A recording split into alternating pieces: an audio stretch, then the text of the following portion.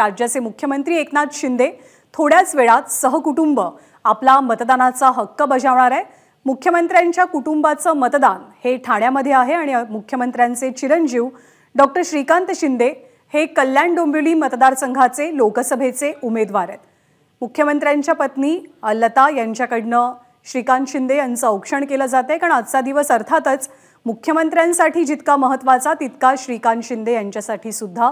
कल्याण डोंबिवलीमधनं hat trick साधण्यासाठी श्रीकांत शिंदे उत्सुक आहेत। सकाळपासूनच मतदानाचा उत्साह आपल्याला राज्यभरात आणि देशभरात पाहायला मिळतोय। मुख्यमंत्र्यांच्या निवासस्थानी डॉक्टर श्रीकांत शिंदे यांचं औक्षण केलं जातंय। शिवसेनेच्या उद्धव बाळासाहेब ठाकरे गटाच्या उमेदवार वैशाली दरेकर यांचं श्रीकांत शिंदे यांना आव्हान आहे।